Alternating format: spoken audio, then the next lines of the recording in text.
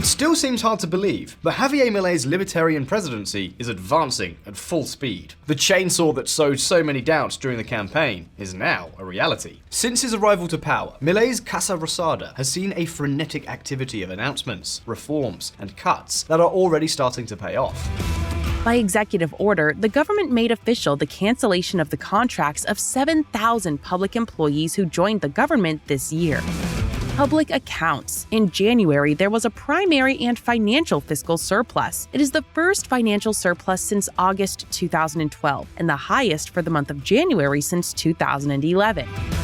Dollar. Free exchange rates closed February with the sharpest real drop in the last 20 years. On VisualPolitik, we always say that saying and doing are two completely different things. But to be fair, in the case of Milei's government, the gap between the two has been much shorter than what we are used to. Pues cuando ganamos dijeron, no, bueno, lo está diciendo porque todavía no está en el poder. Cuando llegó el momento del discurso nadie podía creer lo que estábamos haciendo. Y si vos te fijas, lo que hicimos en materia fiscal, alcanzamos el equilibrio, o sea, tío, porque dice, no, así es fácil. Ah, es fácil, ¿por qué no lo hizo otro antes? No, lo hicimos nosotros, porque tuvimos el coraje para hacerlo. Of course, it's not all good news.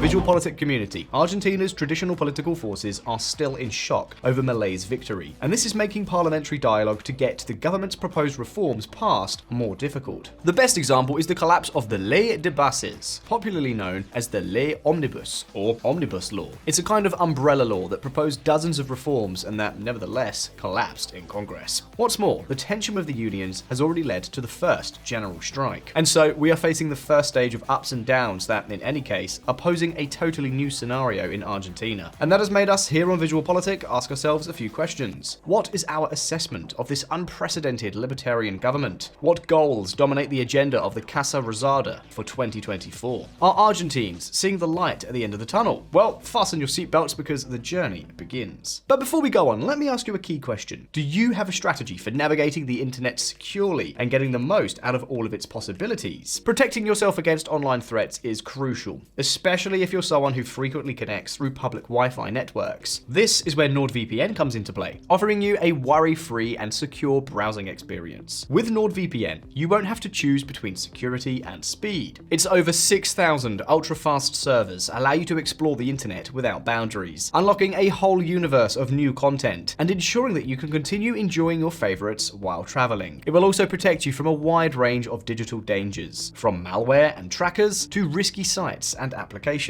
And there's more. If you connect from their server in Albania, you'll notice how most ads simply vanish, making your browsing experience even cleaner and more enjoyable. NordVPN is compatible with a wide variety of devices, including Android, Windows, Mac, and Linux. With a single account, you can connect up to 6 different devices. Don't wait any longer. Visit nordvpn.com/VisualPolitikEN to get 4 extra months with your 2-year plan. And if you change your mind, you've got 30 days to try it without obligation.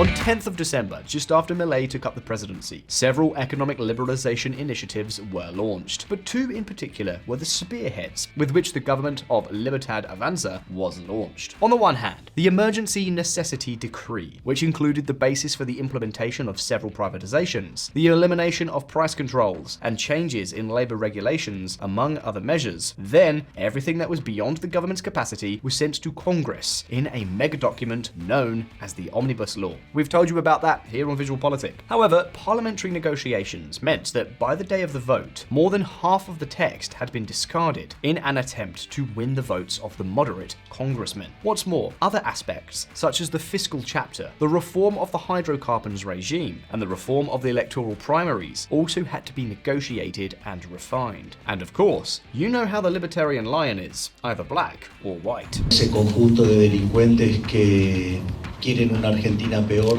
porque no están dispuestos a ceder sus privilegios, empezaron a descuartizar nuestra ley de bases y punto de partida para la libertad de los argentinos. Prefiero que no salga nada antes que una mala ley, y mucho menos una mala ley que siga defendiendo los privilegios de los políticos corruptos. So in the end, faced with the risk of having to put up with a law for change with few changes, the government decided to stop looking for support in Congress. And, of course, the law collapsed. Given this situation, 3 different alternatives were put on the table. The first was the possibility of calling a referendum, so that Argentines could endorse the reform plan, and even if it was not binding, it could be used to put pressure on congressmen. This, in fact, was Milei's initial plan. The second possibility was to try to move forward with more emergency decrees. That is, to push the presidential powers to the limit until the Supreme Court stopped them. And finally, as the omnibus law was not formally rejected as such, but was sent back to the committee, it could be tried with a little more time and a little more left-handedness to have a second chance. For now, this has been the push chosen by the government. This is what President Milei himself announced on the 1st of March during his annual address to Congress. But of course, this was not the only change. As we told you at the beginning of the video, Argentina has managed to stall for now the public deficit, the budget hole that has accompanied this country for the last 10 years. And the question is, how on earth is he doing it? Let's take a look. The formula for the adjustment: chainsaw and blender.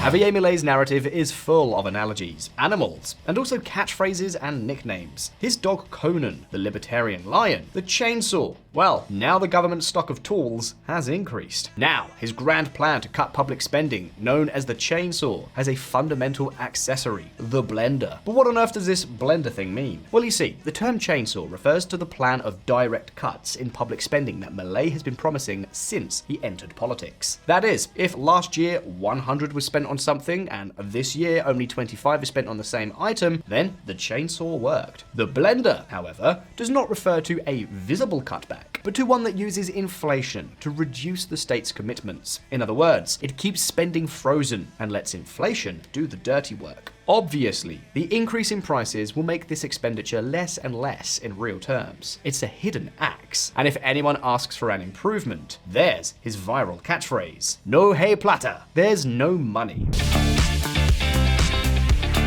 Well, this is what Milei has done with a large part of the public items that he has not directly touched with the chainsaw. In fact, the government has not presented a budget for 2024, but is working with the 2023 budget to let the blender do its work in almost all fields that have not been cut outright. And since inflation in Argentina is very high, because remember it's the place where year on year inflation is around 250%, then the changes are seen very quickly. By using the 2023 budgets, the government has not had to cut back, it has simply refused to spend more, in pesos that are worth much less than they were a year ago. In this way, the blender has become one of the great bastions of Milei's economic policy. La motosierra y la licuadora, que son los pilares del ajuste, no se negocian. No se negocian. Naturally, the blender not only acts on public accounts, it also affects wages, and with them, the level of consumption. A generalized monetary liquefaction results in the short term in a pronounced cooling of economic activity. And that is precisely what explains news like this. Dramatic February for retailers. Retail sales fell 25.5% year on year. Salaries closed 2023 with a 152.7% increase, far behind inflation. So in a way, the blender was already part of the economic outlook in the last months of the Peronist government. But now Milei has taken it to the extreme to correct the public accounts in one fell swoop. And of course, between the chainsaw and the blender, what a correction we've seen. The point is that, one way or another, the libertarian government is aggressively cutting back in almost all areas of the state, while also slashing subsidies on utility prices, such as energy. Redujimos el gasto primario del Estado Nacional en 40% en términos reales, donde dicho resultado surgió de eliminar la obra pública, reducir el 98% de las transferencias a las provincias, reducir los ministerios a la mitad, echar empleados públicos fantasmas, eliminar planes sociales a personas que no lo necesitaban, es decir, si bien ha habido licuación, ha habido mucho más de motosierra, todo para la política. Argentina, VisualPolitik viewers, is unrecognizable. It stands to reason, however, that every snip has a consequence. Someone stops receiving money, and as you can imagine, this makes the pot boil, which is exactly what is happening, especially with the unionists and in the provinces, to the point that many are already declaring war on this government. Listen up. Don't they see it? If you use X, formerly known as Twitter, you surely know that Milei is very active on that network. It is not so unusual. The truth is that the official communication of the Argentine president goes mainly through digital platforms. Platforms in which critics of Milei's management have begun to be singled out as those who do not see it. Pero es que no la ven, o sea, están acostumbrados a pensar en una lógica, digo, es más, te diría que al Círculo Rojo le causa bastante repulsión mi presencia. Porque mi presencia es la muestra de que el modelo con el que trabajaron regularmente está mal. Both within Peronism and in a large part of the Juntos por el Cambio, Together for Change bloc. There are many misgivings about this president, partly because of his style, and partly also because of his economic and social program. And you know what? This is particularly visible in the provinces. As we saw before, the central government in one way or another has cut transfers to the provinces, which are now very short of funds. If we add to this the paralysis of public works, the anger is clearly showing. At the end of February, several governors staged a quasi-rebellion against the Casa Rosada. The controversy began when the governor of Chubut, Ignacio Torres, a member of the PRO, a party founded by former President Mauricio Macri, claimed that the national government was withholding 13.5 billion pesos in promised transfers. So, as a means of putting pressure and taking into account that this jurisdiction has a large share of Argentina's energy reserves, the governor of Chubut threatened not to hand over its oil and gas. Then, although it may seem ironic, the anti-Peronist governors joined Torres in his claim, leading to a harsh clash with Milei's government. The national government must comply with the Constitution and urgently send the co-participation resources that belong to the provinces. Not complying with the law and the agreements between the nation and the provinces does not affect the governors, but the 50 million Argentines living in the 24 jurisdictions of the nation. The issue is now in court, but to date it has been the biggest challenge faced by Milei's team. It probably won't be the last. Many provinces addicted to the public budget are starting to get in over their heads. We will tell you all about that in upcoming videos here on VisualPolitik. Then we have the unions, which already forced a national strike on the 24th of January, and since then have been carrying out continuous sectoral strikes such as these. Aeronautical workers strike. More than 35,000 passengers affected and 400 flights canceled. The train strike had a high level of compliance, and there were long lines at bus stops.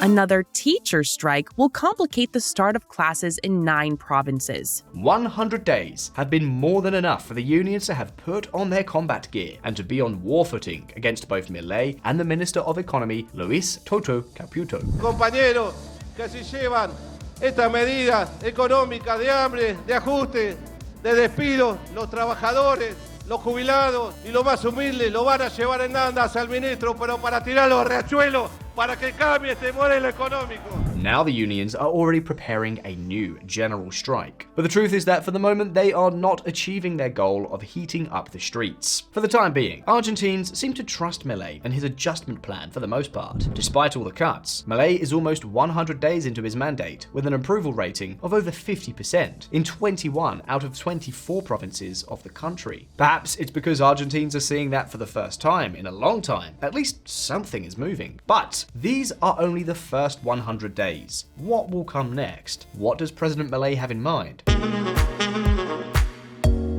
Well, as we've said before, the rejection of the Omnibus Law left the reform of the state and the Argentine economic regime without one of its most important foundations. In the long term, Milei's plans are unfeasible without such a package of measures. That is why the government now wants to try a new approach to win back the initiative. Quiero convocar tanto a gobernadores como expresidentes y líderes de los principales partidos políticos a que depongamos nuestros intereses personales y nos encontremos el próximo 25 de mayo en la provincia de Córdoba para la firma de un nuevo contrato social llamado Pacto de Mayo, un contrato social que establezca los 10 principios del nuevo orden económico argentino. This so-called May Pact consists of a kind of dialogue with all the parties, and also, and especially with all the governors of the country. Milei wants to sweet-talk them in order to obtain his coveted prize, the approval of the Omnibus Law. Surely you are already seeing the game plan. Milei wants to get a pre-agreement signed with the governors to push through his legal package in exchange for implementing tax relief for the provinces. Will it succeed? Time will tell. For now, we we can summarize Milei's first 100 days as effusiveness, aggressiveness, and shock. The fiscal adjustment has been enormous, but there is still a lot of new foundation work to build to make the new Argentina ready. But now it's your turn. What is your assessment of Milei's first 100 days? How do you rate the changes and the cutbacks? What do you think are the best and the worst aspects of this first stage? Leave us your answers in the comments and let's start a debate. And now, if you found this video interesting, don't forget to like and subscribe to VisualPolitik if you haven't already done so. Thank you for joining us. All the best. See you next time.